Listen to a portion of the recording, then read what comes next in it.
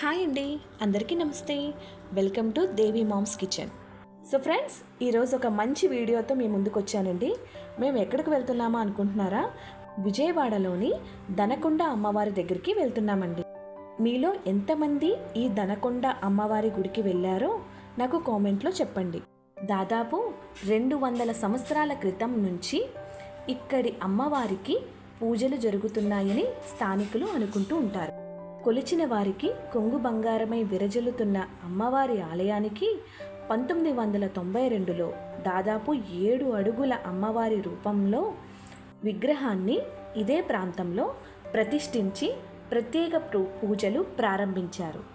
ఈ దనకొండ అమ్మవారి గుడికి వెళ్ళాలంటే కింద నుంచి మెట్లు ఉంటాయండి. అది దాదాపు 200 మెట్లు వరకు పైనే ఉంటాయి. ఇల్లు మధ్యలో నుంచే ఎక్కాలి. ఆ మెట్లు కూడాను జాగ్రత్తగా ఎక్కాలి. సగం దూరం మెట్లు ఎక్కిన తర్వాత మనకి ఇలాగా వినాయక స్వామి అలాగే కార్తికేయ స్వామి కూడా మనకి కనిపిస్తూ ఉంటారండి. ఈశ్వరుడు కూడాను.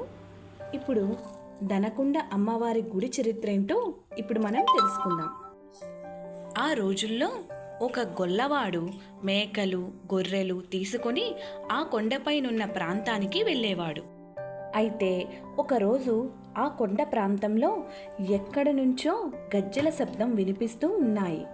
ఆ శబ్దం ఎక్కడి నుంచి వినిపిస్తుందా అని కొండ పై భాగంలోకి పరిసర ప్రాంతంలోకి వెతకసాగాడు.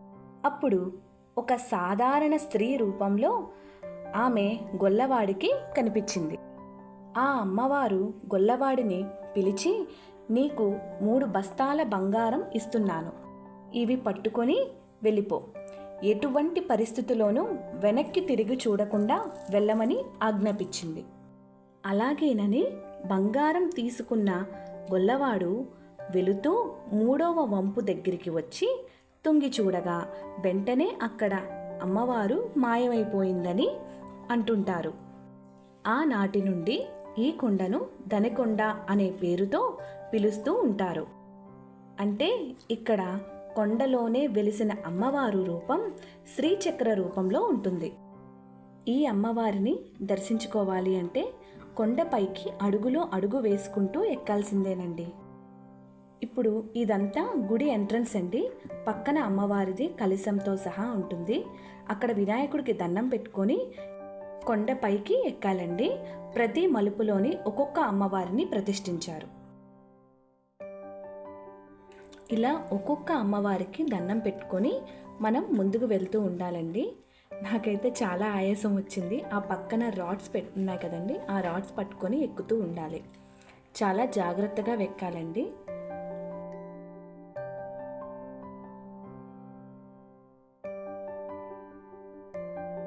ఇక్కడికి వచ్చేటప్పటికి నాకు చాలా ఆయాసం వచ్చిందండి.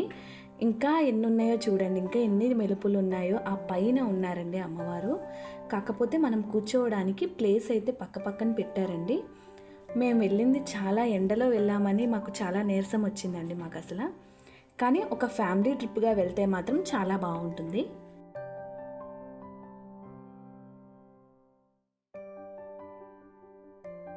కానీ అండి, ఇప్పటికీ ఆలయ పరిశ్రమలో గజ్జెల శబ్దం వినిపిస్తుందని ఇప్పటికీ చెప్తున్నారండి. నిజమేనండి. ఆ కిందకు వచ్చిన తర్వాత వాళ్ళని అడిగితే చెప్తున్నారు, రాత్రి 12 దాటిన తర్వాత వాళ్ళకి వినిపిస్తూ ఉంటాయంట.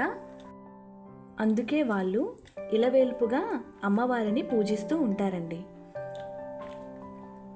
ఈ అమ్మవారిని ఆదివారం శుక్రవారాల్లో అధికంగా భక్తులు అమ్మవారికి పొంగళ్ళు నైవేద్యంగా సమర్పిస్తూ ఉంటారు.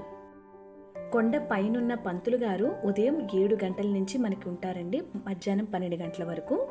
మళ్ళీ సాయంత్రం 4 గంటల నుంచి 6 గంటల వరకు ఉంటారు. అలాగే కొండ పైకి వచ్చే దారిలోని మనకి వాటర్ ఉంటాయండి, మంచినీళ్ళు ఉంటాయి, అలాగే వాష్రూమ్స్ కూడా ఉంటాయండి. ప్రాబ్లం లేదు. చూసారండి సిటీ అంతా ఎంత నీట్గా కనిపిస్తుందో నాకు. ఇంకా స్టెప్స్ ఉన్నాయండి, ఇంకా వెళ్ళాలి. ఇంకా వెళ్ళలేక కొంచెంసేపు అక్కడ కూర్చుండిపోయానండి, ఒక 10 మినిట్స్ వరకు. తర్వాత అప్పుడు మళ్ళీ స్టార్ట్ చేసాము. అలా వెళ్ళాక అదిగోండి అక్కడేనండి అమ్మవారు అలా ఉండిపోయారు. ఇదేనండి మనకి మెయిన్ ఇక్కడే మనం దీపం పెట్టుకోవాలి. కిందనే ఉంటాయండి, కిందన ఉంటాయి. స్టెప్స్ మీద ఎక్కుతున్నప్పుడు కూడా దీపాలు, అమ్మవారికి చీర, అన్నీ పూజకు కావాల్సిన అన్నీ కూడా మనకి ఉంటాయి. నేను అక్కడ దీపం ఒక్కటే పెట్టి అమ్మవారికి పసుపు కుంకుమ సమర్పించుకొని పైకి వెళ్ళాలండి మనం. నిజంగా అండి, మలుపు మలుపులోనూ అమ్మవారిని చూస్తే మనకి అలసటంతా దూరమైనట్టు అనిపించిందండి నాకు ఆ అమ్మవారిని చూడగానే. ఇంకా అలాగా పైకి వెళ్ళాలి.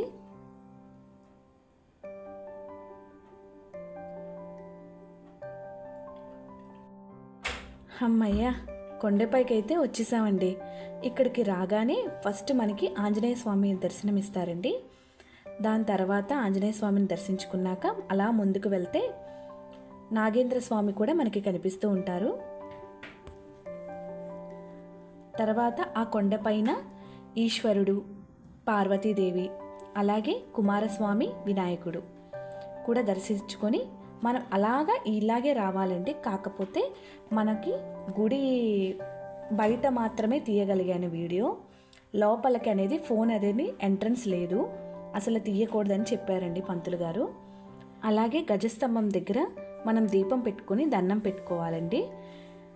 ఇక ఈ ఆలయం గురించి పంతులు గారిని అడిగితే చెప్పారండి. ఏంటంటే ఈ ఆలయం ఒకప్పుడు మొఘల్ రాజు ఉన్న ప్రదేశమైన మొఘల్ రాజపురం ప్రాంతంలో కొండ మీద ఉన్న స్వయంభూ ఆలయం శ్రీ దుర్గా భవానీ ఆలయం.